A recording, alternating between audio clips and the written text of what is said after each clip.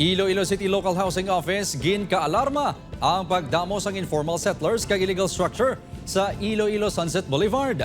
Pag tiner sa lugar, may pahanugot sa tagiyasang duta, suno sa informal settlers. Yaring balita. Enero 2024 sang formal nga ginbuksan sa publiko ang Iloilo Sunset Boulevard bilang alternatibong alagyan. Panibago man ini nga tourist attraction sa syudad. Apang talalupang doon ang mga pamalay kag istruktura nga malapit na sa railings ng footwalk. Ini nga may istruktura ang hindi manamay tulukon suno kay Ed nga masami nagajogging sa lugar.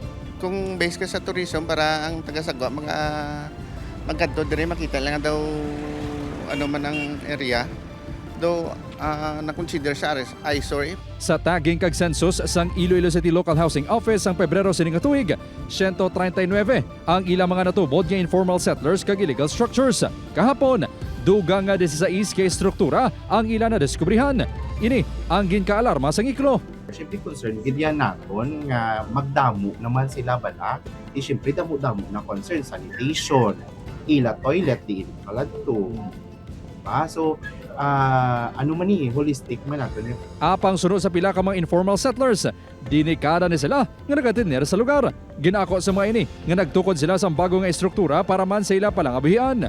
Depensa sa mga ini, may pahanugot sang tagiya ang ila pagtiner sa lugar. Maluoy man kamo sa amon. Hindi kami di basta-basta. Diri na kami ya. Inantos namon ang kabudlay sinidad sadto sang wala pa ni ang kalsada. May pahanugot sa tagiyan eh. Oo nabala nakakagtunag din tagiya. Halin sang una, 1974, ari na kami di. Suno sa kagawad sang Barangay Navais, wala sila nagkulang sa pagpahanumdom sa informal settlers nga magtukod lang sang temporaryo nga istruktura. Ang ilan niya bilang negosyo sila, so laluin ta sila, may income, source income sila. Di patawag ta sila.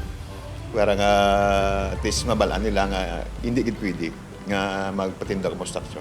Suno sa Iloilo City Local Housing Office, istoryahon nila ang 22 katagiya sang pribadong alote kung napahanugutan sa mga ini ang pagtukod sa mga istruktura.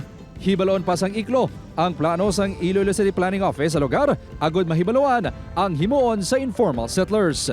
Included sila naton sa citywide ng magiging register. Yung ginaplanuhan kung when sila ipang-amat-amat sa relocate. We have a policy na kapag new structure ka, pwede ka namon ma-remove without the location. Upod Kirmel Porquia, Kim Salinas, 1 Western Visayas.